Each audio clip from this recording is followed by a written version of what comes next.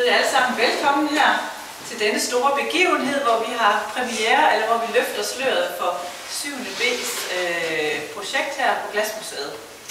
Og jeg vil gerne sige tusind tak først til Østre Skole, fordi I inviterede os med til det her spændende projekt omkring mobil læring og brugerdrevet læring, som det jo også hedder. Og brugerne, det er jo så dem, der står her. Og jeg vil rigtig gerne sige tusind tak til jer også, til Ida, Katrine, Malik, Rasmus og hvem er det her? Fie, ja. Og fordi I har været her og arbejdet med museet, og det har været rigtig hyggeligt at have jer her. I har både arbejdet med vores glashytte, vores arbejdende værksted, og så har I især arbejdet med det her kosmiske rum, som I jo selv skal præsentere lidt senere. Og for os her på Glasmuseet har det været rigtig sjovt, især også fordi, at vi har fået nogle unge øjne på det, vi går og viser herude. Og vi har også fået nogle nye idéer, som vi rent faktisk kan bruge til noget.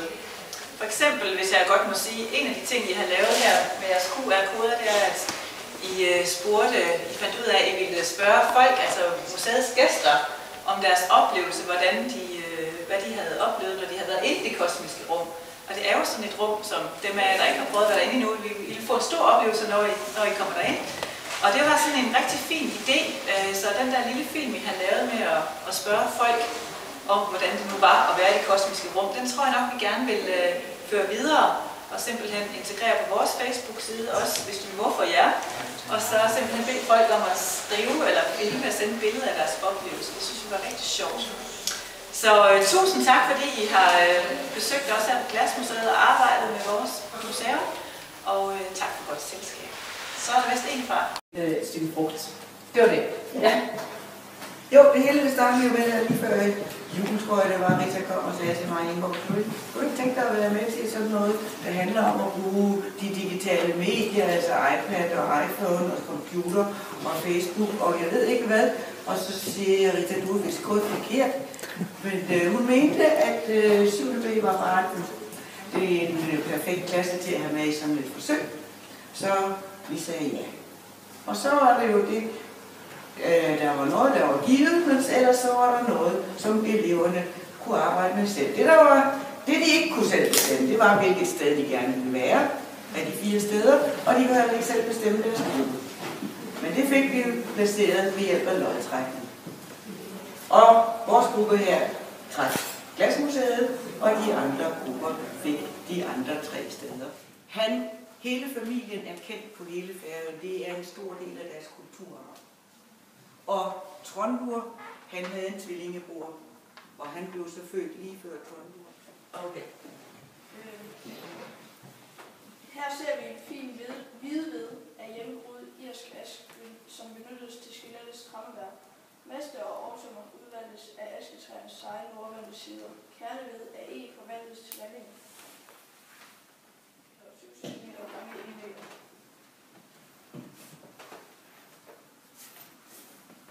For at beskytte rangestræ og huder kogte de nogle spandfulde uldfedt og penslede det på skroget i et stort sprudlingssvineri.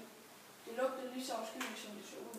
Den eftermiddag, de blev færdige, gik de hen på poppen for at fejre det og blev området på fuld af Ashrock Pan. Brennan vendte og rullede ud af Brennan Green, og styrbord smuttede en Croats afsted, og han bemærkede, at den prangede med en lille irsk tricolore bunden til stævlen. Brennan under sin 4.500 sømil lange odyssé til den nye verden. Citat fra Trondor. George Forward, der glip ind i de første hårdtører, det skræmmende syn af kæmpe følger, som hver især bruger fylde, ødelægge eller kæmper. På Færøerne kender Trondor.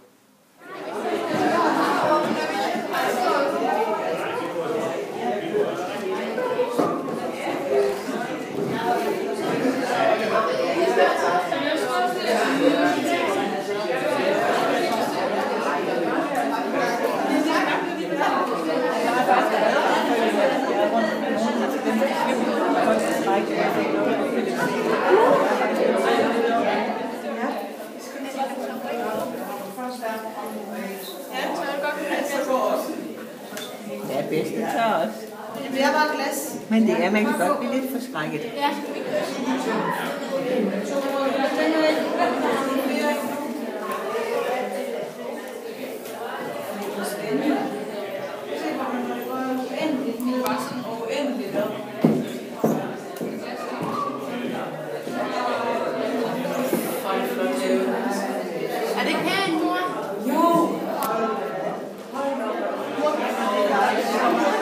Bare det med,